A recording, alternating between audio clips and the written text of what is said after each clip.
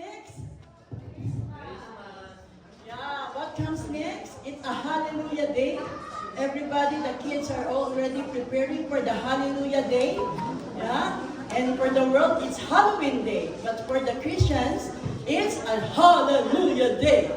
Okay. So last Thanksgiving Day, how was your table? Yeah, is it full? Full of full of turkey? Walang turkey, no? Oh, pero at the other church, Pastora Sandra cooked turkey. So that is my first time to taste turkey in a Thanksgiving. Pero sa amin, sa table namin, it's Papay. It's Papay the chicken. Papay the chicken. Walang nagluto eh, tinamad. So sometimes the holiday is a rest day. Especially those who are working, right? We have to have a lot of rest, right? And we have a lot of sleep, especially the winter. And oh, it's not yet winter, but last Thanksgiving, the snow is keep on falling down, and we thought that the snow is getting higher and higher. But thanks God, it's not yet snow. It is just fall. Okay. So this time, thank you so much for allowing me again. And thank you so much for the Lord that has given me privilege to speak. I miss the seniors. Yeah, gaganda talaga ng seniors. Wala akong masabi. Yeah. Sabi nga age doesn't matter. It is only the heart that counts, right? It is only the heart. Di ba, Kuya Ding? Kaya nga si Kuya Ding, laging gwapo yan eh. Poging-pogi yan eh. Yeah, di ba? Lapit ng umuwi eh, sayang. Barry and cannot understand. Brother Ding is so handsome, like you two guys. Yeah, you're so handsome every day. You're getting handsome every day, right? Right. And so this time as a pastor and two Sundays already that we are talking about. The message is about faith, and let's give the praise and worship the best clap offering as they really sing glorious songs for the Lord. Wow! And was so amazing. Yeah, and the power of the Holy Spirit when the praise and worship started to open their mouth and sing for the Lord. Wow, it is really a glorious worship songs for the Lord. Okay, so this time we're going to take about the powerful faith in action. As what the praise and worship is keeping on singing this morning is about faith, right? And sometimes, they say that faith comes from hearing. Do we have a big ear to hear?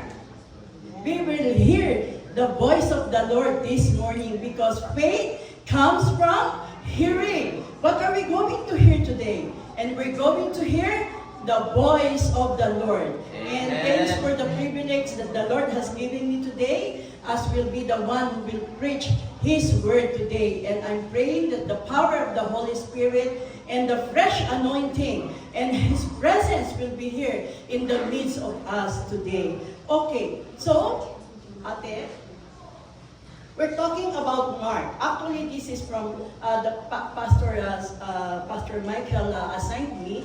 It will be in Matthew. But the Holy Spirit told me I will put this one in details. Because Matthew, in the book of Matthew and in the book of Luke, it's the same account, parehas. Meron din sa Matthew and meron din sa Luke. But in the book of Mark, it was more detailed. Yung sermon, yung nangyari, yung scenario in the book of Mark. And the powerful story was being detailed in the book of Mark. So you can read it also in the book of Matthew and in the book of Luke. But we're going to take a look in the book of Mark, chapter 9, verse 14 to 29. So as we do respect to the Word of God, may I ask the congregation to please rise? Yeah, to give glory, to give honor to the Word of God as we read Mark chapter 9, verse 14 to 29. Okay? Are we ready?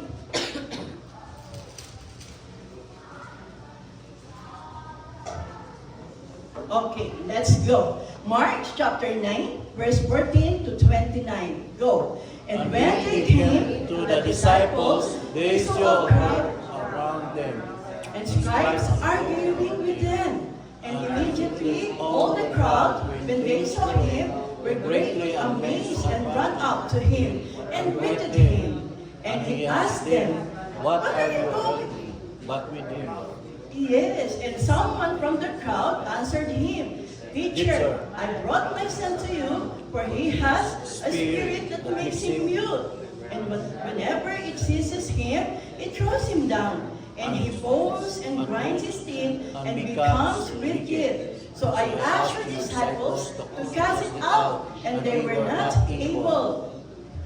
And he answered them, Lord, Read aloud.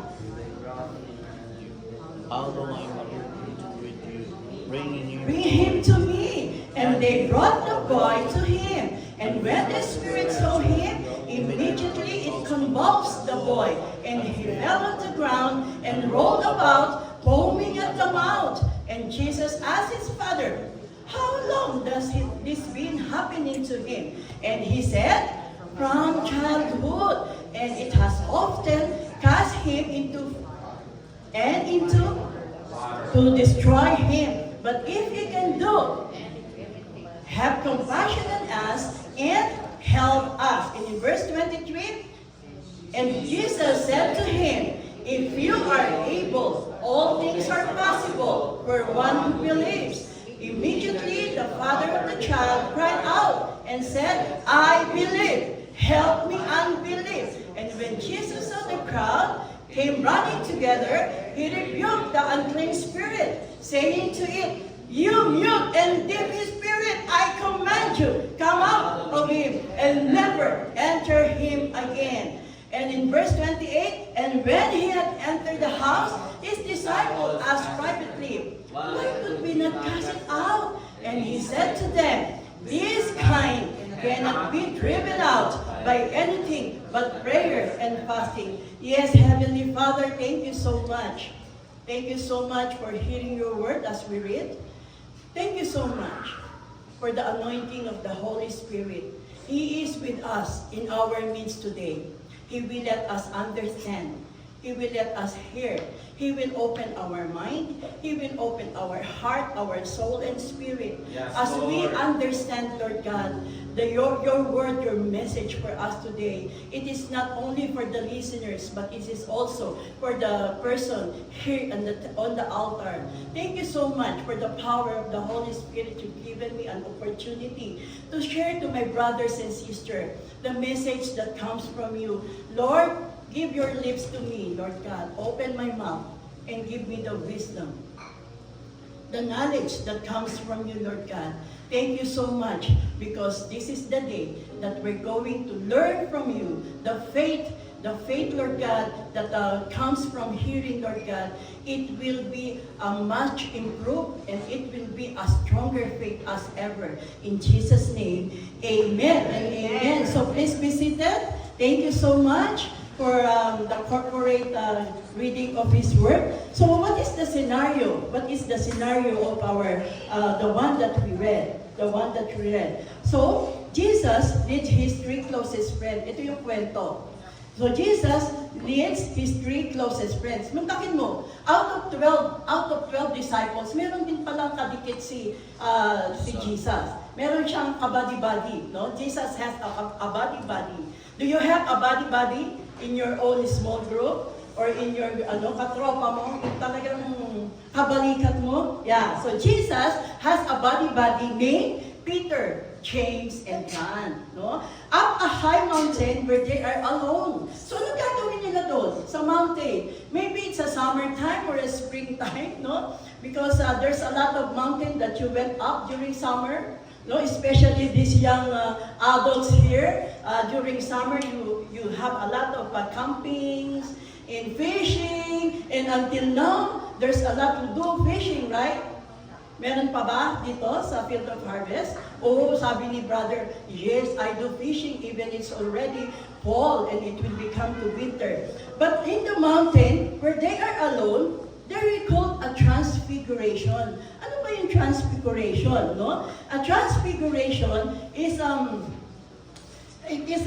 kind of they go there up there and in the mountain, and the Lord Jesus Christ revealed the true identity. So the word transfigurate means to change or to be transformed. Nagpakita siya ng totoo kung who is He. No? Kasi the disciples know that Jesus is a son of man and truly a son of God. So in that transfiguration, in that mountain, with the three disciples, so the three body, Jesus showed. He reveals Himself. He reveals the true identity. Because why? Jesus is getting near to the death on the cross. So imagine the scene. After the glorious experience, after that transfiguration, maybe they have a lot of prayer, and that was so dramatically. Maybe the Lord Jesus gave the authority to the disciples that we're going to be left behind, ano? And so, anong nangyari doon? Nung bumaba sila, when they descended from into the valley of earthly plain, meaning from the mountain, going down to the valley, they are immediately thrust into a chaotic dispute between the disciples and a crowd of scribes. And a desperate father begged for help for his son, who is suffering from a demon that leaves the son violently ill. And so, kuya, next. What is the issue? Nung nandun sila. So the issue is the disciples' inability to heal the boy. So sinalubong sila ng malaking crowd. And then, anong nangyari? Nagkakaroon sila ng pag-iingay. No? They were in dispute with the crowds, scribes, and the father of the boy. The issue is the disciples' inability to heal the boy. Next, kuya. And then, ano sabi sa verse 17? Ano sabi ng tatay? Teacher, I brought my son to you, for he has a spirit that makes him mute. And so, what is the father's plea? Ano sabi niya? Have mercy on my son. You know, guys, sometimes we really experience this one. Especially when our kids, those growing up, from birth until 7 years old, they are sickly. Who experienced that one? Me, I experienced that one. That's why this message, again, is not only for you, but it is for me. And because I got married at early age of 19, and my husband is a non-Christian, so I get back from the way that I used to be. I'm already Christian that time. But because my heart, ang hirap ilisin ng talatadong puso. But because of my heart that is crazy in love with my husband, I got married. Stubborn. Stubborn. Yes, ang talatadong ko. Hindi mura yun. That is an expression, okay? Because of my stubborn heart, I got married at age 19. And when, eto na ang nangyari. My eldest daughter was in the bahay, in my house. Talagang, she is so ill. And I was about to bring her in the hospital. But my second daughter was in the hospital already, 50-50 of pneumonia. And she was already 8 months.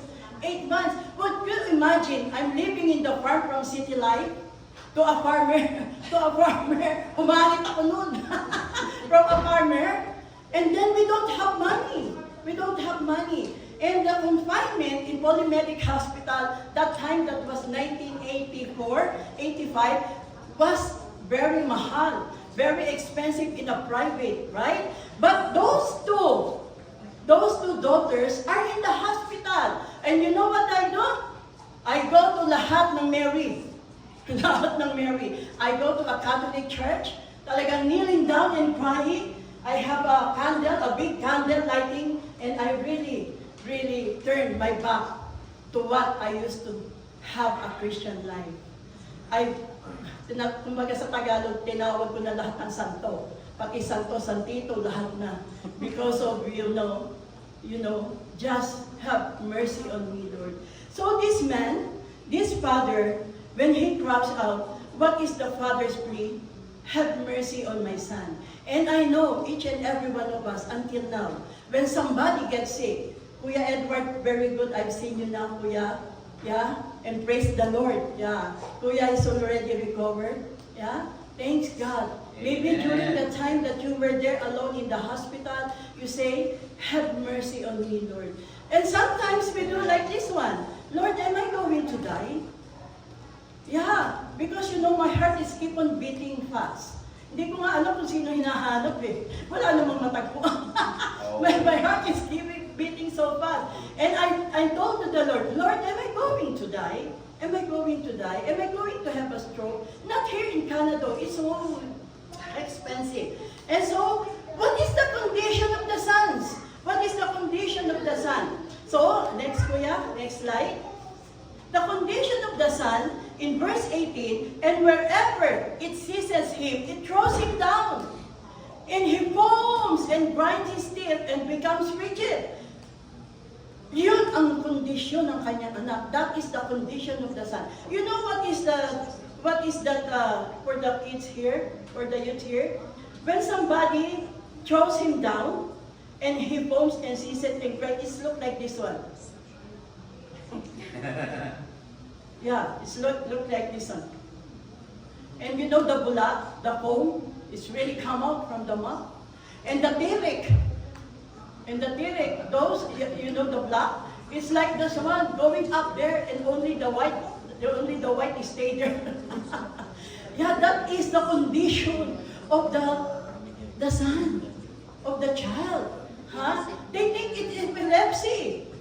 They think it's epilepsy. And then when the demon really possessed him, nagtitirapan siya, tumatalsik siya. Tapos gumugulong siya, he rolled with like the kind of, ang pangit niya. No? And that's why they said that it's not epilepsy. There is some kind of demon inside the body of that kid. And so, ang sabi, I asked your disciple to cast it out. The father told them, yung mga disipulo mo I told to your disciple pero what happened? What happened? Sabi niya, no? And they were not able to do it. Wow. So kaya nagkakagulo sila. I thought the disciples are having miracle because they're learning from the Lord Jesus. I thought they received instructions how to do it. But how come that when I needed them most, they were not able to let my kid heal? Okay? And he answered them, but the Lord answered to the man. Anong sagot ni Jesus? Next, kuya. And he answered them, O faithless generation, how long am I to be with you? And that is also the answer to me when my two daughters are in the hospital. Amy, you've been too long. You received me as your personal Savior and Lord at age 10. And then you got married at age 19. And then, na-hospital yung anak mo at age 25. So how long? How long? So this question of faithless generation, how long? Anong ibig niyang sabihin? Anong ibig niyang sabihin? So, ang ibig niya sabihin, and this is also our plea when we are in desperate situation, right? Especially when the issue is about our kids. Yun na nga sinabi ko. So, ano ang sagot ng Panginoon? Ano ang gusto niyang sabihin sa atin? How long shall I put up with you? It is an expression of the Lord of frustration. It is an expression of the Lord of expression. The issue is nearly always the same. Unbelief. Especially the people of this generation have failed to believe in Him as the Messiah and the authority and power as the Son of God. So during that time, in that generation, There is an unbelief even though Jesus was with the disciples. Jesus was keep on doing the miraculous healing. The blind can see, the lame will walk. There is still the unbelief. So he expresses frustration with the lack of faith he sees. Before he instruct the father to bring the boy to him, bago niya dalhin, bago niya sabihin, akin na yung anak mo, dalhin mo sa akin. This event highlights the disciples' shortcomings and the surroundings community faithlessness. Kulang sa pananampalataya. And we do the same experience sometimes, especially when we are ill. We're feeling so hurt, broken heart, pain, like what Sister Jen, 2 days until now. It's good that it's not pain, right?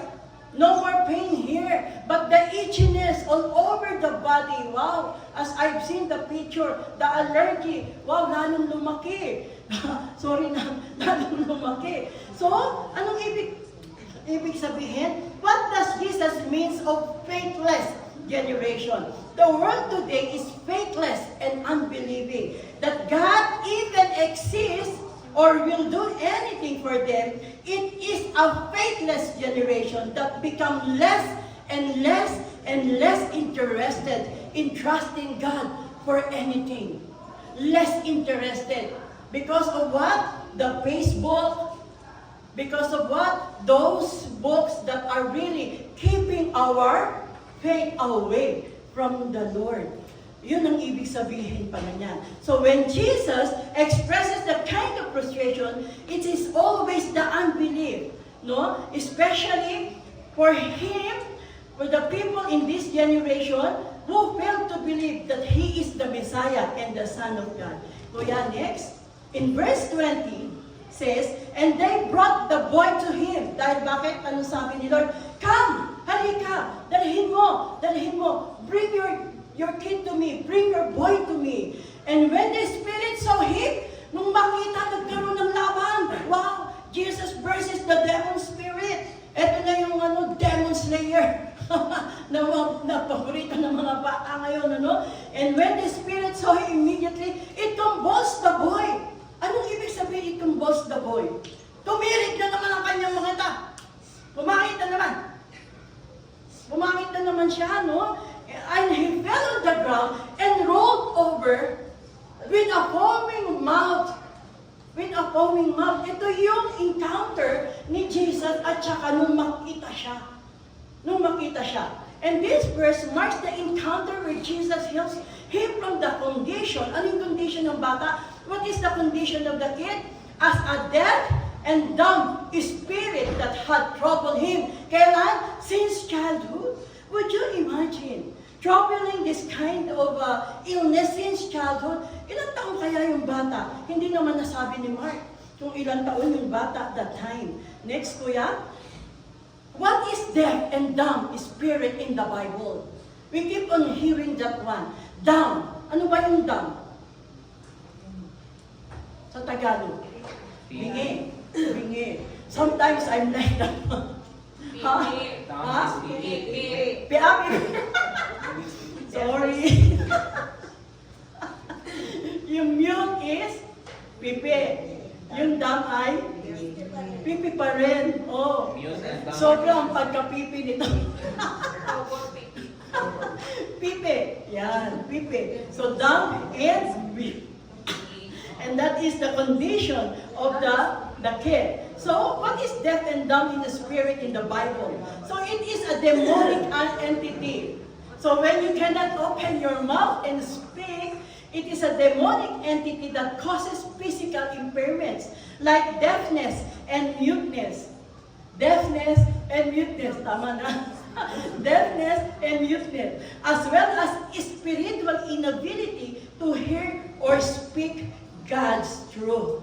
Next, kuya. And so, another definition of deaf and dumb in the Bible is that the Spirit can hinder a person's spiritual life by making them unable to perceive spiritual truth, God's voice, or effectively their faith. Hinaharangan niya.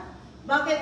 Yung kabingihan niya, even though he's hearing the word of God, itong merong spirit na ganito, ayaw pakinggan. Ayaw niyang pakinggan. Sarado ang kanyang tenga. It seeks to keep a person in spiritual bondage rather than freedom. Spiritual bondage. May nakatanikala siya. Nakatalik siya. Nakatalik. Wala siyang kalayaan. He has no freedom because of this kind of spirit. Next, kuya. And so, the other one, how it operates. How it operates. Paano ba nangyayari ito? Paano ito nararanasan? Number one, the spirit of dumbness and the spirit of muteness, it operates by blocking receptions.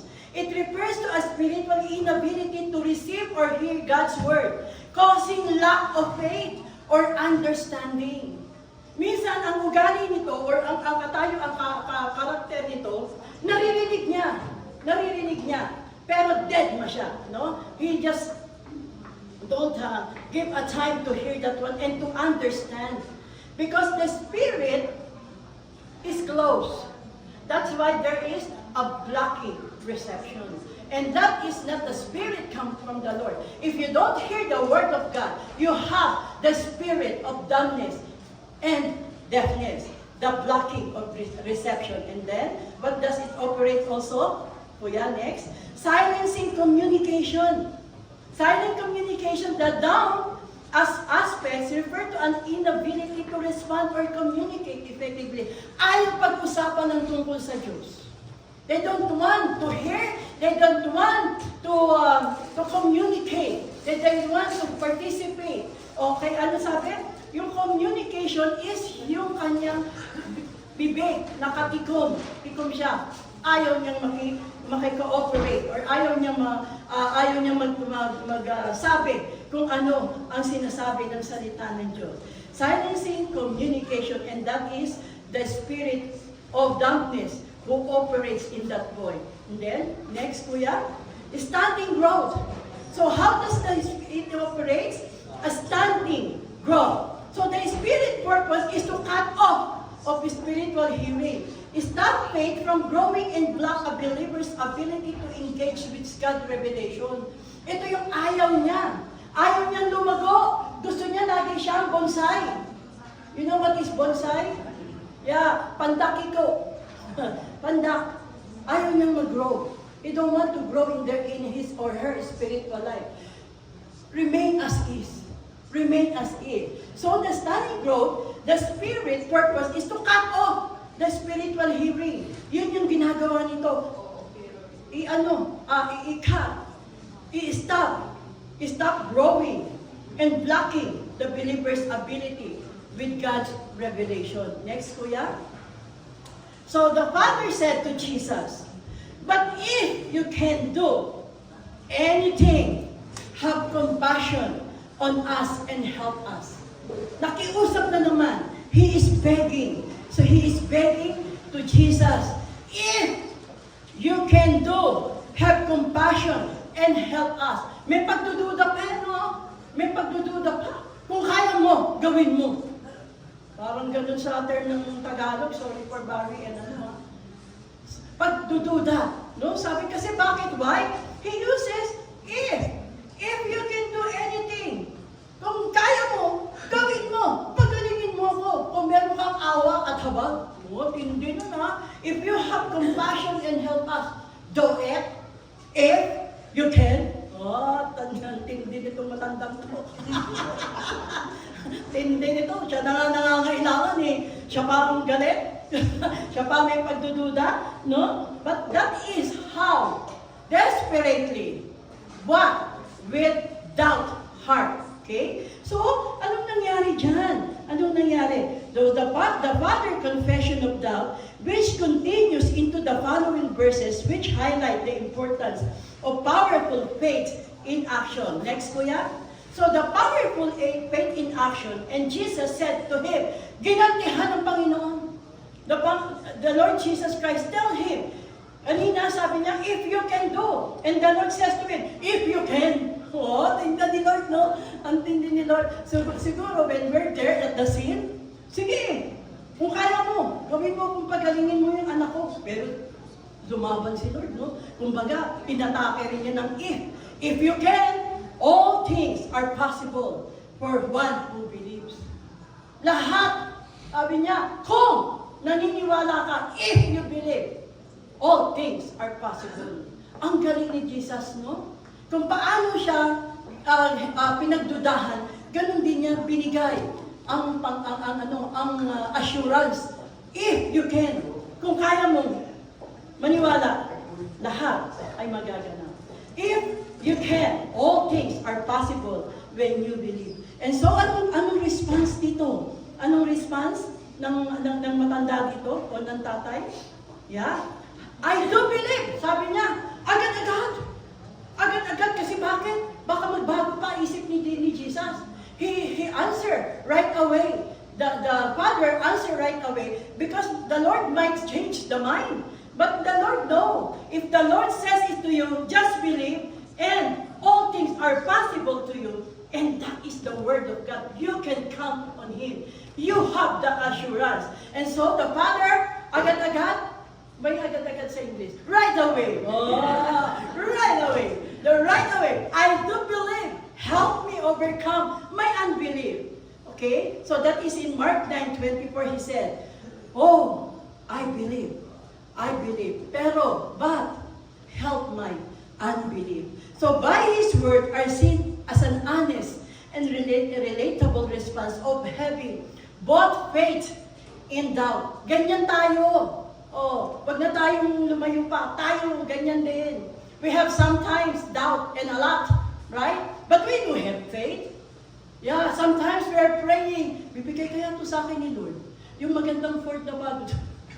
Yung Nissan na bibigay kaya sa akin ito ni Lord. O, teka muna. I will take a look at my bills. Yeah. But because your eagerness and your desire, and you said to yourself, I do believe that someday I will have that car. Oh, and this is it.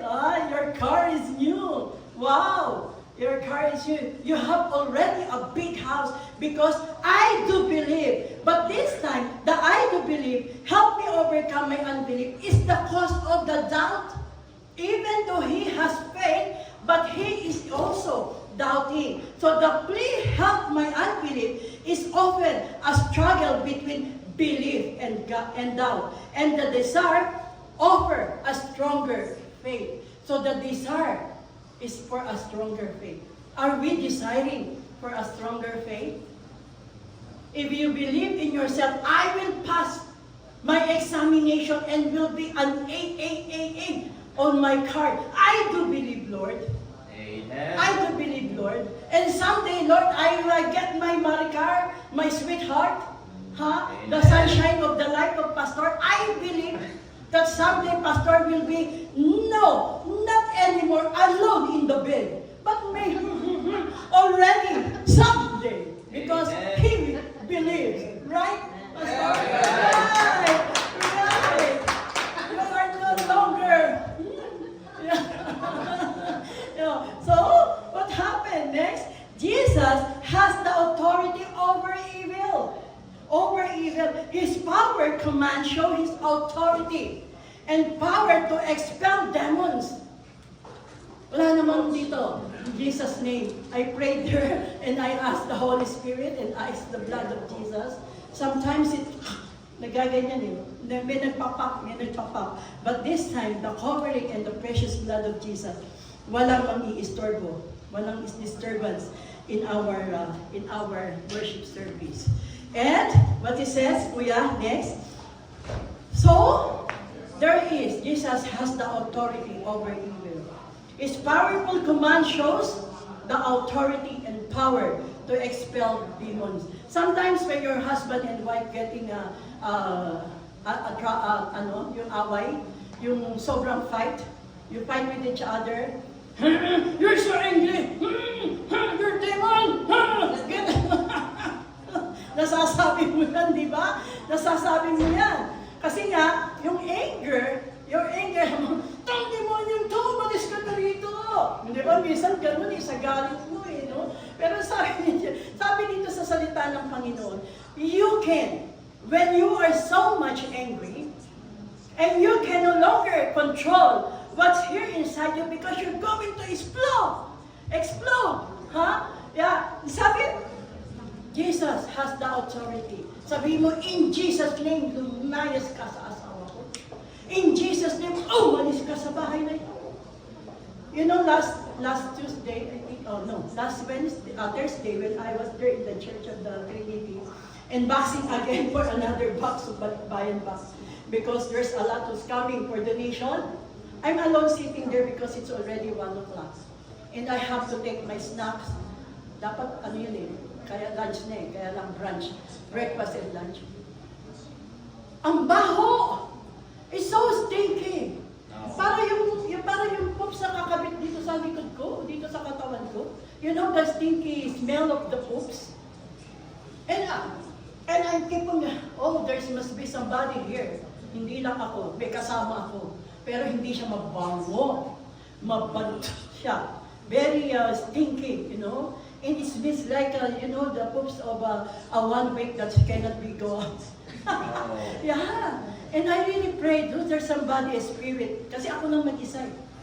I'm just alone in the church and I'm just taking my snacks.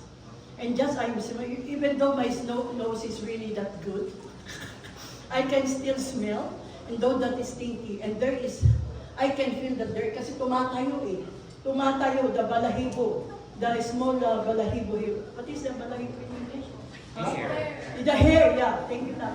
The hair here at the back of my neck is really all standing. It's really all standing. And I said to myself, there's somebody here. Don't let me see you. I will bite you. Pampalakas na loob eh, no? But there is an authority, sabi ni Lord, you can cast. You have the authority. When you're feeling that one, that there's somebody there that you cannot say, you just say, in Jesus' name, lumayas ka. You cast the demons away. Okay? Next, kuya, so there is a power and authority. So the importance of faith in action will achieve spiritual victory. So how? How are we going? How are we going to have faith in action? Your faith is like your cell phone. It's like your cell phone. Kailangan niya lang pindut-pindutin. Yeah, chuk-chuk-chuk. Sometimes your faith is sleeping faith. You cannot exercise your faith. Why? Because you're not doing anything. If you want your faith to be in action, praying all the time, this is what you're going to do. How? Number 1. Faith in action, kuya, is deliverance and restoration. Deliverance is restoration. Kuya, balik mo sa continuous. So Jesus commanded the spirit to come out of him and never enter him again. When you're facing this kind of demon in your house, because I experienced that in Karen's house, yung anak ko, natawag ako, Mami, huh? Wala naman doon yung apo ko. And the voice is like my Mickey's voice. Mami, and I will rush. Wala naman tao. And sometimes kumakatok. Wala naman. Bubuksan ko, sabi ko, baka nandito yung mga batang salbahe, yung nagre-ring the bell at midnight. Wala naman akong nakikita. Pero often I can hear the voice na tinatawag yung pangalan ko. And so, anong dapat kong gawin? I just cast it out. Hindi ako natatakot wag lang magpakita. Di ba yung magparamdam? It's good that you can marry, it's good that you can feel. But when the demon is already here, face to face with you, what will you do? Bagin mo. Para kang si Fernando po. No. The demon is physical. You just command. You can't just command. So, what I do before we go to the Philippines, I get the oil, and pray every entrance and every exit of our house. In the name of Jesus, nobody will enter here. And nobody, no spirit of evil or demon will come into this house. And you want your children to be okay? Then pour the oil? No. Walang makaka-touch sa aking anak in Jesus' name. And that is the protection. You have to do it, guys. For them going out, going to school, there's a lot of evil demons roaming around. But the protection of the Lord is with you. Your power. Because you have the authority. Sabi niya, Jesus commanded the spirit to come out him and never enter to him again. And that is the declaration. And so, kuya, Jesus commanded the spirit to come out and never enter him again. So when you are hot temper, and you cannot control it, that is the demon here. The demon of the evil spirit of anger. Said to yourself, go out! Lumabas ka muna! Punta ka doon sa Bad Miller. Magtitiktok ka doon. Pag galit na galit ka, mag-exercise ka. And sabihin mo, come out from me! Anger, come out from me! This is not me. This is what not the Lord create me.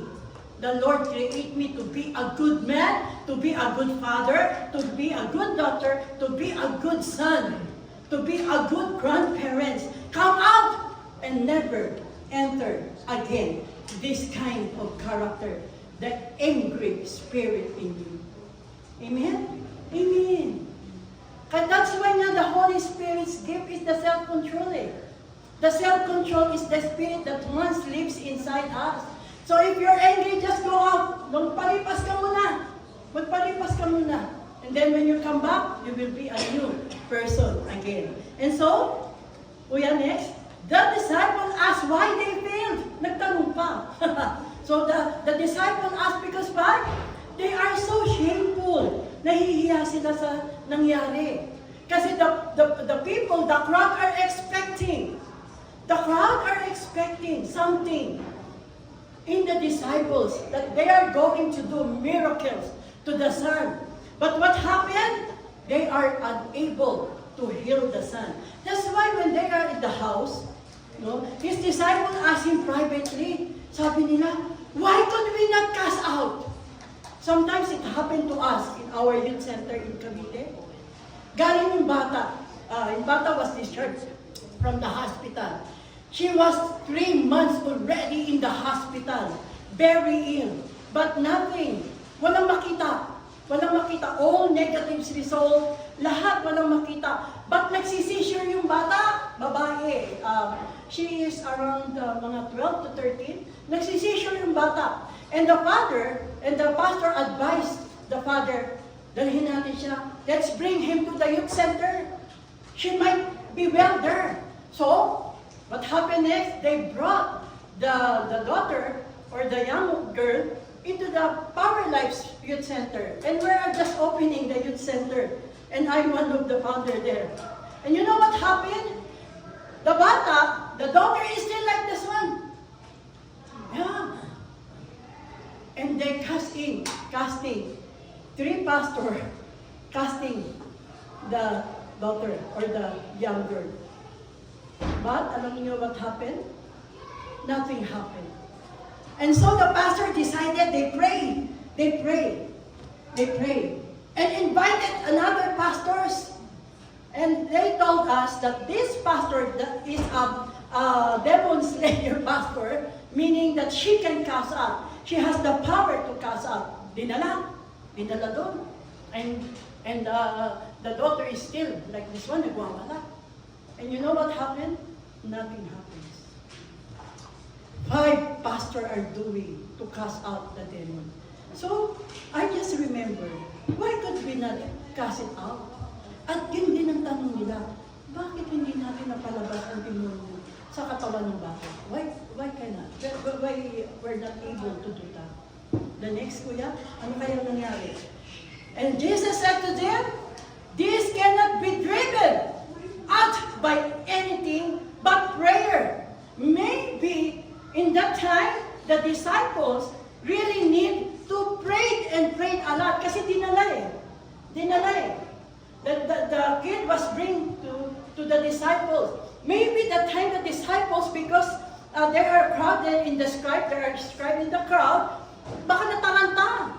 And they were not prepared by that time. And so, sabi ni Jesus, you cannot do it. You cannot drive in the demon without prayer. It needs a spiritual discipline. Oh, yung pala yung preparation. If you want something na mabago, particularly prayer in fasting, you have to do it. Amen.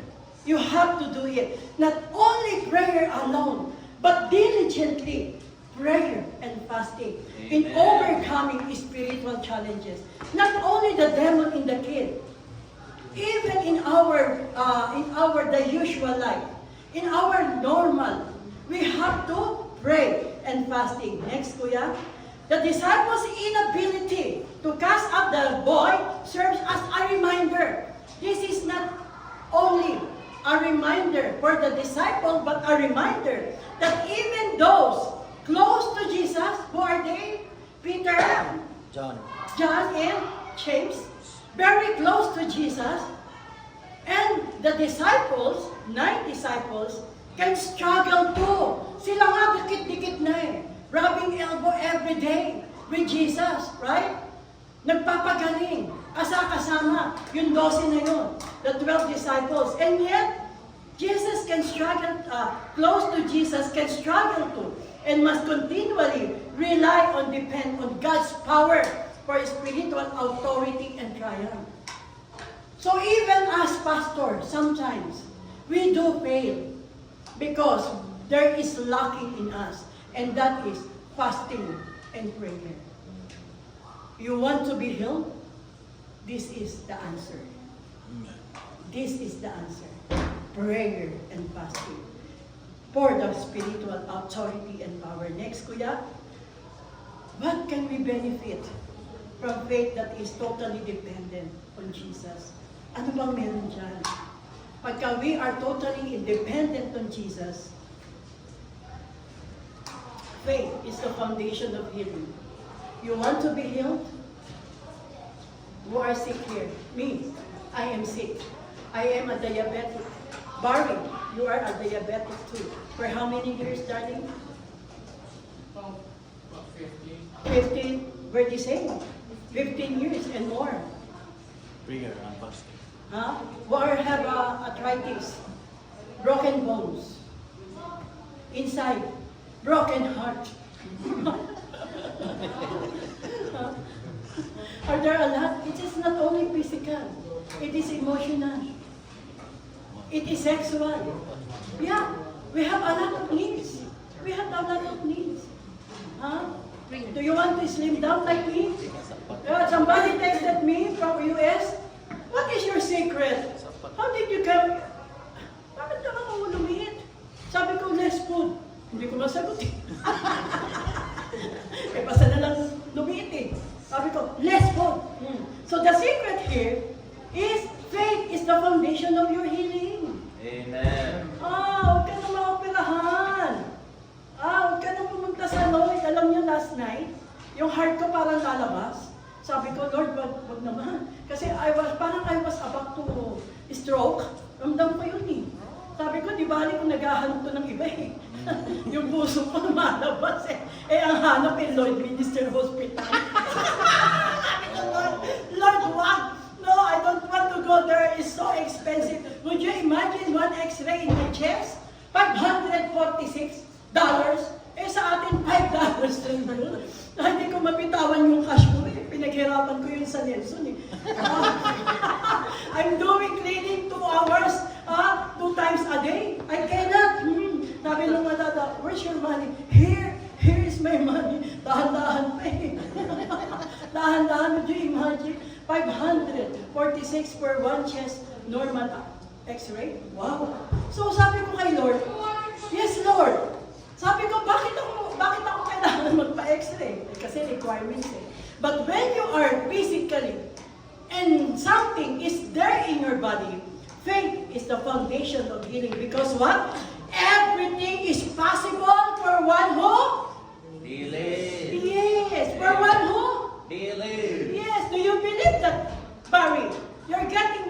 next month, next year, right?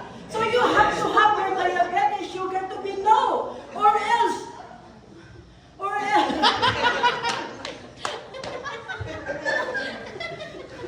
Buti niya lang, di alam niya.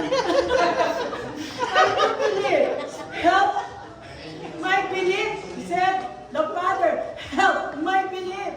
We should believe that Barry. Yeah. Kaya nga hindi ako magka-boyfriend. Baka sabihin wala na akong secret. Wala naman. Pinaasim pa eh. Pinapawisan pa eh. Kaya hindi ka na pinapawisan. Wala ka ng asim.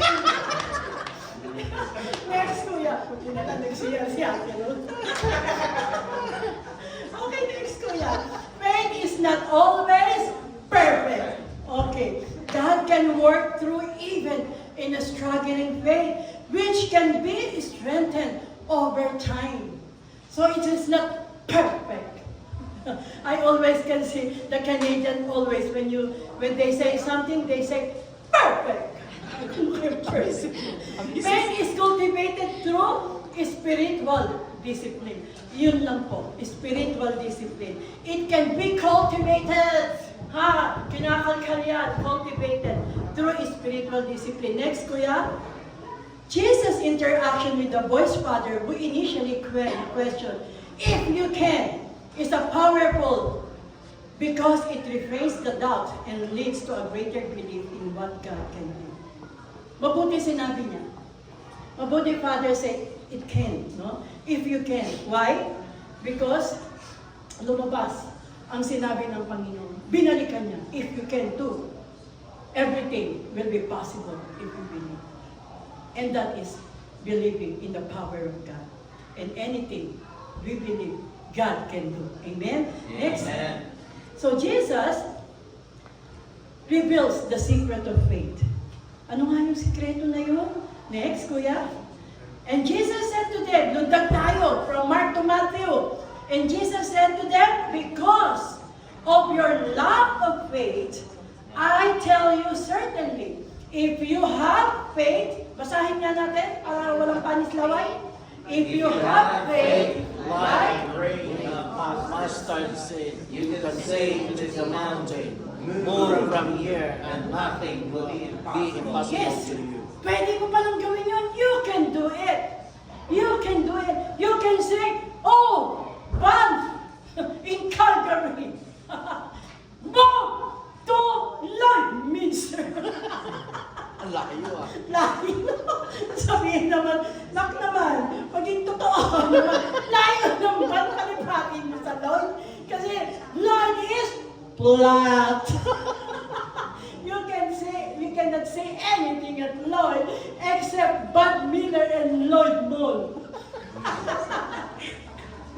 Yeah, but the Lord said, if you have faith like a grain. Nakakita na ba kayo ng mustard? Have you seen a mustard seed? Yeah. Yeah, it's so liit.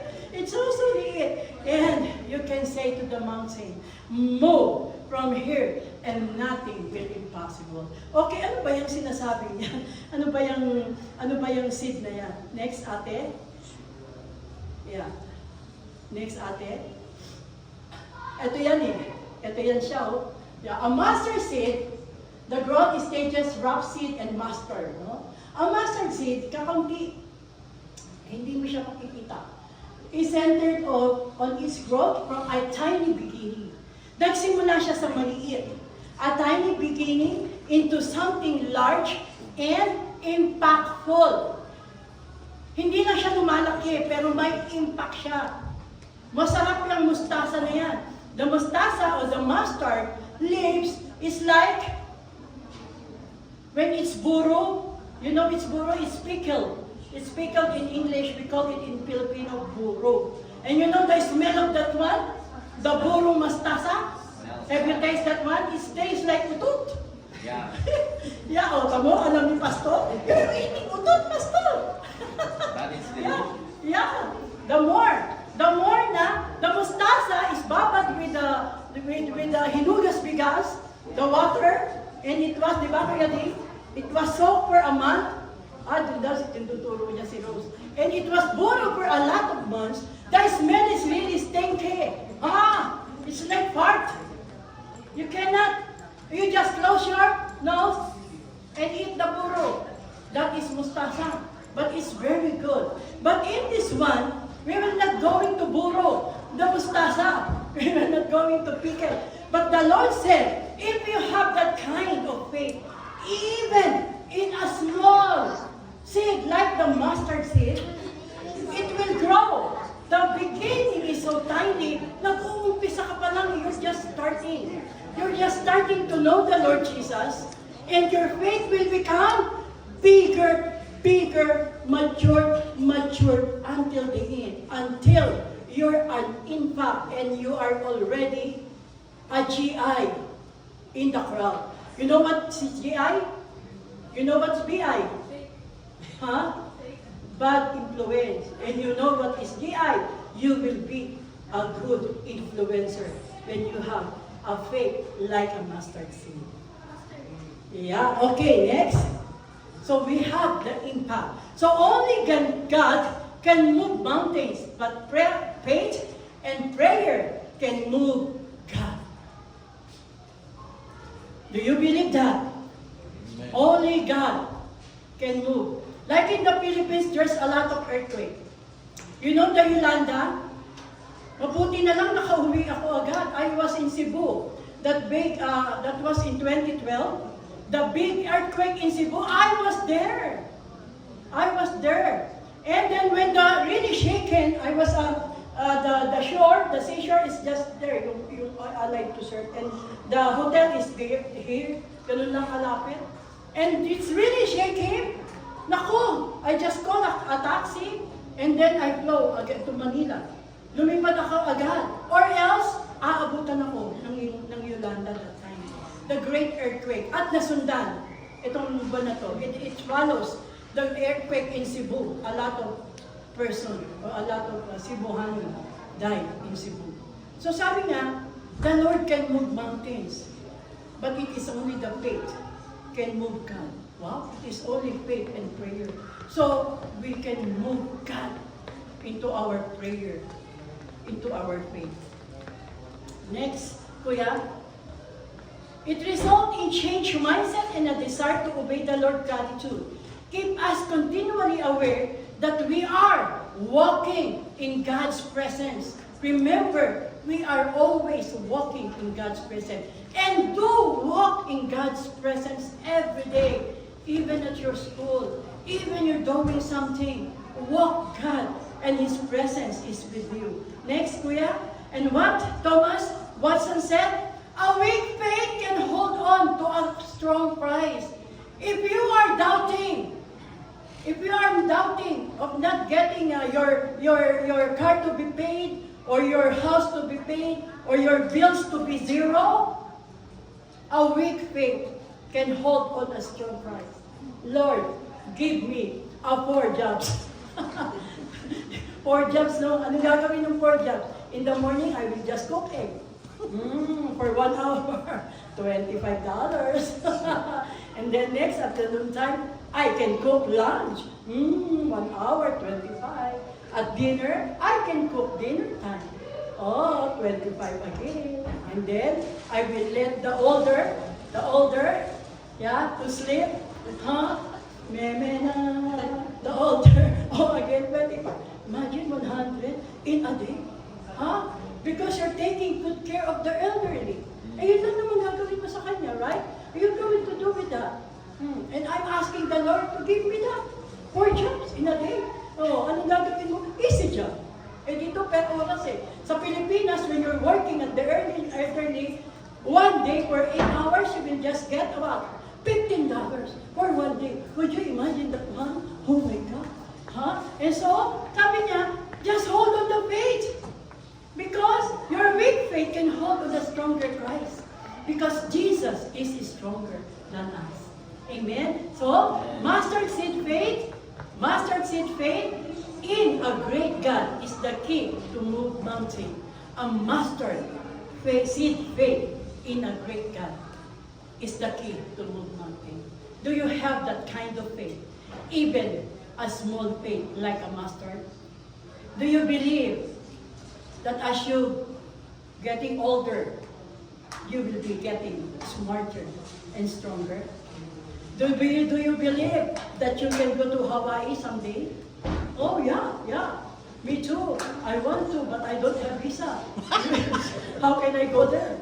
But I do believe that when I apply to the Philippines again, they will no longer deny me because I am already a permanent resident in Canada. In Canada, yes, I will go to Hawaii. I don't know when.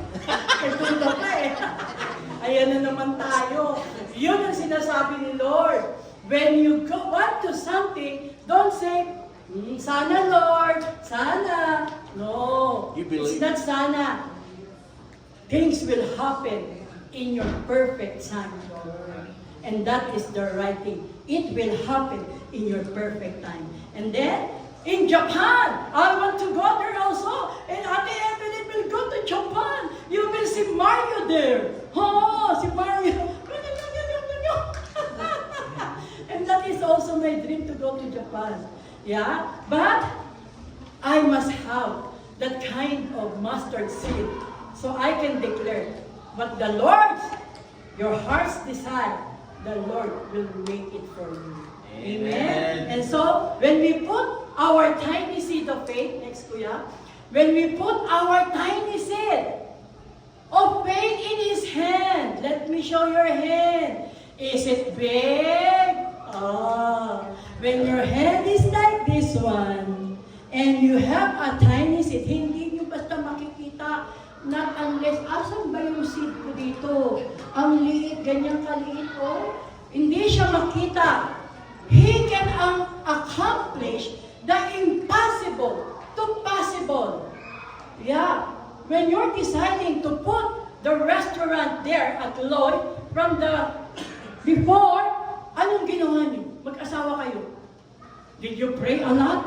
Lord, we will go to Lloyd. We will put a restaurant, a Venice Cafe. So Pastora Emmy and Pastor will be free from coffee. Amen.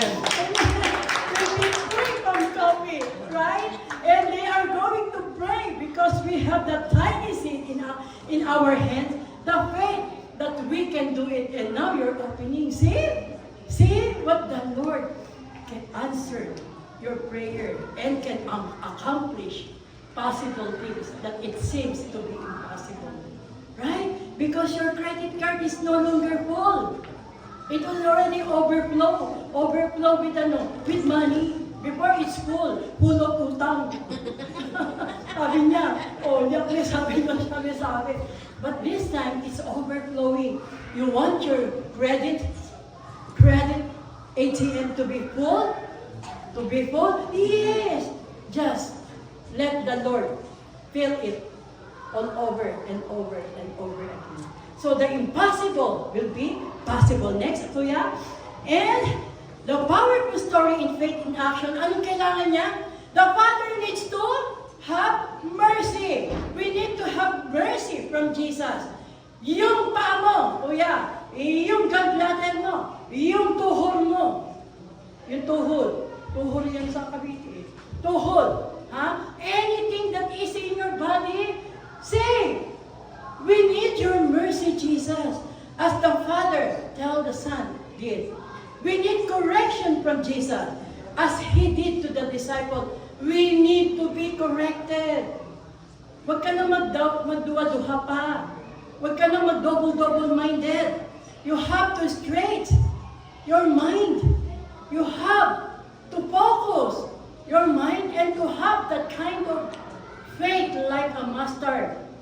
We need a correction from Jesus, as He did to His disciple.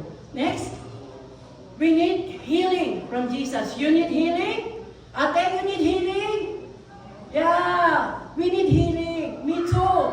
All of us need healing. Not only physical, emotional. Emotional, ito nga yung matindi. Sabi ko nga sa asawa ko nun, sapakin mo na ako. Sipahin mo pa. Pero wag lang bigyan ng masasakit na salita. Dahil tumatalak hanggang ilalim ng puso, hindi nakakalimutan. Matagal. Diba? Yung tadyak, At saka yung sampal, suntok. Mamaya wala na yan. Lagyan mo lang yun ng foundation, di nalatayan di ba? Mawawala Pero ang salita, nabibitawan sa'yo. Nakabaong ka na, naaalala mo pa. Hindi totoo nakabaong ka na, naaalala mo pa. Buti na lang din niya naintindihan. We need healing from Jesus. As Jesus did on the cross, by His stripes, ano sabi? By His stripes we are healed. Claim it. Claim it. By the Jesus stripe, you are healed. Amen. Claim it. Kasi nagduduwa-duwa Di ba sabi ko nga, pag tinitignan ko yung 7 pills ko sa bahay, ba't ko kaya itong inumin? Pero, sabi ni Doc, apple kailangan ko to. Yun. Di ba ganon? Pwede naman hindi Sabi nga nung taga Chile, he is a cancer survivor. Tinanggal na bot susok. Tinanggal. Hinipo ko. Ate, meron na. May nakakapa ako. Sabi niya, ano na lang yung silicone? Oh, ang ganda naman ng silicone mo. Baka pwede sa akin yan. Ang laki niya. Ang laki ng silicone Sabi niya, oo, kasi kailangan kailangan So sabi ko, ang sabi niya, I survived my cancer for more than 5 years because I believe in the Lord Jesus. We need faith in Jesus, like the mustard seed that can move mountains. Next, something great will happen. If you have that kind of seed in your life, and you do believe that God can move mountains, something great will happen to your life. Through you, through me, and through this church, we are called to serve. We are called to serve. If that mustard seed can do something for us, and our faith can do something for us, we can serve the Lord. And the last slide, for with God, nothing is impossible. Sabihin nga natin doon, for with, ready, go. For with God, nothing is impossible. I am healed, declare. Declare it to yourself. Declare it. Declare it. I am healed. By His stripes, I am healed. And I do believe that nothing is impossible. For with God, nothing is impossible. Let us all pray. Heavenly Father, thank you so much. And we ask you for forgiveness, O Lord God. Thank you so much, Lord God, because we really need your mercy, Lord God. Yes, Lord. We need your correction, and we ask forgiveness. We need your healing, Lord God, because, Panginoon, ayaw namin maoperahan. Yes, Lord. Ayaw ko mabuksan ang puso ko, Panginoon. Ayaw ko mabuksan si Sister Cherry ang kanyang tiyan. Si Sister Jenny, Lord God, na 2 days nang merong allergy, Lord God. Ayaw ko rin, Lord God, na hindi makapaglaro si Kuya Jess ng basketball because the knees are really in pain. And also, Lord, I declare healing kay Brother Romel. Yes, Because he is Lord. suffering, Lord God, and he is about to have his operation. But in Jesus' In name, Jesus' name. there is no impossible with you, Lord God. Yes. I can feel healing. also the blessing to Brother Barry, who is really have a diabetic, and also to Kuya Ding. And we also, we Yes. are sweethearts, Lord. But that sweet in our hearts alone, Lord God. Your grace is in our Yes, heart. in the Lord name God. of Jesus. And we declare blessing for each and every one of us in our church today, O Lord God. We want to serve you more. Yes, Lord. We want to give the best of us, of our life to you, Lord God. And that's why, Lord, we ask forgiveness is sometimes our mind is dwindling, doubting, and our faith is not even that kind of a mustard seed. Lord, we are asking that this faith that we hear from you, it will grow deeper and deeper, because you're the one who will give us that kind of heart that is longing to be matured in you, Lord God. Lord, we thank you for your powerful word that we learn from the book of Mark. Lord, thank you so much that if we believe, there is nothing impossible to you. Thank you for strengthening our faith. Yes, Lord. Thank you for trusting you even when we are in doubt. Believing that all things, Lord, are possible for you. Help us to surrender our life to your power, O Lord. To cast out the spirits that holds us, the anger spirit within us, those impatient spirit, those uncontrollable spirit in us, Lord God. In the name of Jesus, we cast it out, and it will never enter again in our life. So we can experience the fullness, the abundance, the grace that comes from you. You want it for our life, O Lord God. Just as you lifted the boy to his feet, O Lord, guide us by your Spirit, and we always have salt in ourselves to be a spiritual influencer in the whole world. Thank you so much, O Lord God. Thank you. We are free and totally free from all those kinds of evil spirit. Thank you for the grace. Thank you for controlling us. Thank you for the power. Thank you for the faith that you have given us. And thank you because we are overcomer and more than conqueror. In Jesus' name, amen. Amen. Let's give the best clap. Kung kumakain ng tanghalin na palakpak sa Panginoon. Yeah. Praise the Lord. Hallelujah. Thank you, Pastora Emmy. Now we will proceed with our tithes and offering. For those who wants to give cash, we have our offering box here, and you can also do Interact. Our email address for Interact is on the screen. And may I call on Ate Cherry for our offering song. Thank you.